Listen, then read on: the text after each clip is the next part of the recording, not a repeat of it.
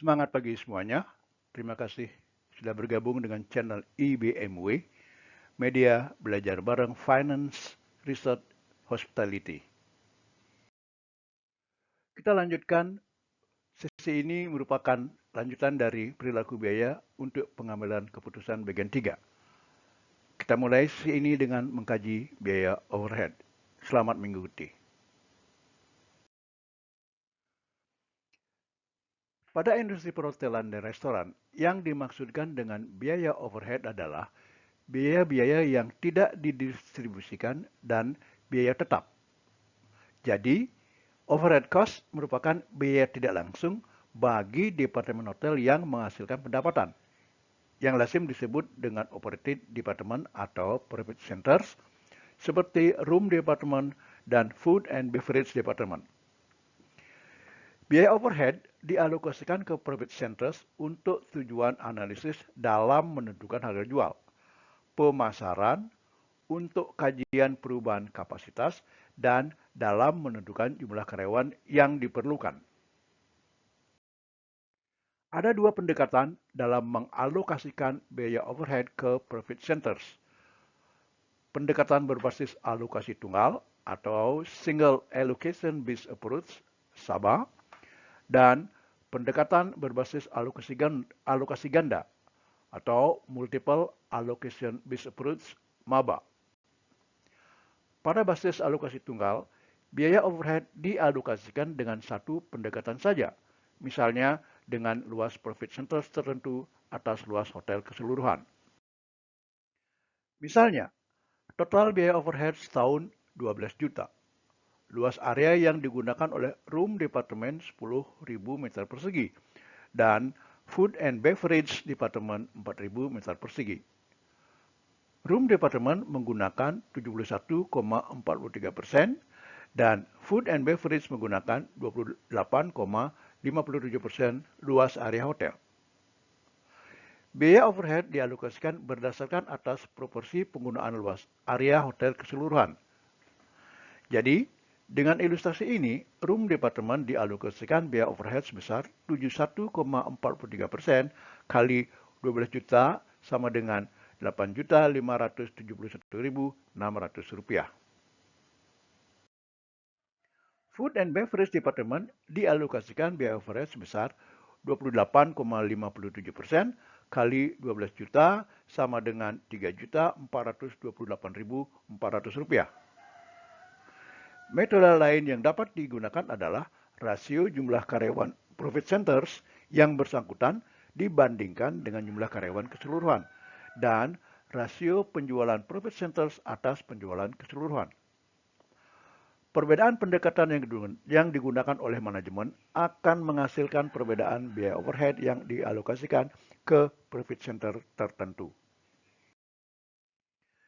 Biaya out of pocket dan opportunity. Biaya opportunity merupakan peluang biaya yang hilang karena mengambil keputusan yang lain.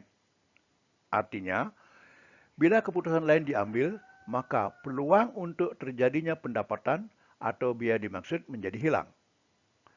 Sebagai contoh, pemilik memutuskan membuka restoran baru yang dikelola sendiri daripada disewakan kepada pihak ketiga dengan biaya sewa sebesar Rp12 juta setahun. Karena pemilik telah memutuskan untuk membuka restoran sendiri, maka peluang untuk mendapatkan biaya sewa hilang. Peluang untuk mendapatkan biaya sewa sebesar Rp12 juta merupakan opportunity cost. Dalam aktivitas akuntansi, opportunity cost tidak pernah dibukukan. Opportunity cost hanya memberikan panduan untuk keputusan lain yang diambil. Pengeluaran tunai yang berhubungan dengan pembukaan restoran oleh pemilik merupakan out-of-pocket cost. Selanjutnya, biaya dihubungkan dengan identifikasi produk. Bila biaya dihubungkan dengan bisa tidaknya diidentifikasi dengan produk yang dihasilkan, dapat diklasifikasikan menjadi biaya langsung, direct cost, dan biaya tidak langsung, indirect cost. Biaya langsung atau direct cost. Biaya langsung merupakan biaya yang dapat diidentifikasikan langsung dengan produk yang dihasilkan. Contoh yang paling jelas adalah harga pokok makanan. Harga pokok makanan dapat diidentifikasikan langsung dengan produk makanan yang dihasilkan. Bila tidak ada produk yang dihasilkan, tidak akan terjadi harga pokok makanan. Selanjutnya, biaya tidak langsung, indirect cost. Biaya tidak langsung merupakan biaya yang tidak dapat diidentifikasikan langsung dengan produk yang dihasilkan. Walaupun tidak ada produk yang dihasilkan, biaya ini tetap terjadi. Contoh adalah biaya listrik. Walaupun tidak ada produk makanan yang dihasilkan, biaya ini tetap terjadi, terutama untuk menjaga agar alat penyimpan makanan tetap dapat berfungsi dengan baik, yaitu menyimpan makanan agar tahan lebih lama. Kita bahas selanjutnya biaya incremental dan sunk cost. Biaya incremental merupakan biaya yang harus ditambahkan atau diperhitungkan untuk suatu keputusan yang ditentukan oleh manajemen. Sedangkan sunk cost merupakan biaya yang telah terjadi karena keputusan telah diambil oleh manajemen. Sunk cost tidak dipertimbangkan untuk pengambilan keputusan yang berpengaruh pada periode yang akan datang. Contoh sunk cost adalah biaya depresiasi aktiva tetap. Selanjutnya kita bahas biaya standar dan biaya aktual. Biaya standar merupakan biaya yang seharusnya terjadi. Biaya ini merupakan patokan yang harus dipenuhi oleh suatu departemen hotel. Karena itu, dijadikan sebagai alat analisis bagi manajemen.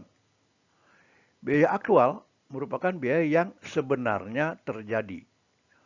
Contoh biaya standar misalnya biaya guest price per tamu setelah meninggalkan hotel atau check out sebesar Rp7.000. Setelah melalui proses penghitungan, ternyata biaya yang terjadi, biaya aktual, sebesar Rp7.500 untuk guest price per tamu yang check out. Berdasarkan perbedaan ini, kemudian manajemen mengambil tindakan koreksi yang diperlukan. Selanjutnya kita bahas harga pokok baku dan harga pokok aktual. Harga pokok baku diterapkan untuk produk makanan dan minuman yang dijual oleh hotel. Harga pokok baku makanan per porsi merupakan harga pokok makanan yang seharusnya terjadi untuk setiap porsi suatu makanan terjual. Penjelasan yang sama berlaku untuk harga pokok baku per porsi untuk minuman. Harga pokok aktual makanan per porsi merupakan harga pokok makanan yang kenyataannya terjadi untuk setiap porsi makanan terjual. Harga pokok baku ditentukan oleh manajemen untuk dijadikan panduan bagi manajemen dalam mengevaluasi kinerja bagian makanan dan minuman. Sebagai ilustrasi, misalnya untuk nasi goreng harga pokok baku per porsi Rp5.000. Setelah melalui proses penghitungan, harga pokok per porsi untuk nasi goreng ternyata Rp5.005. Dalam ilustrasi ini, kinerja bagian makanan dan minuman hotel baik karena terjadi penyimpangan harga pokok makanan yang tidak berarti sebesar 0,1%. Perbedaan yang tidak berarti dapat diabaikan dalam pengendalian.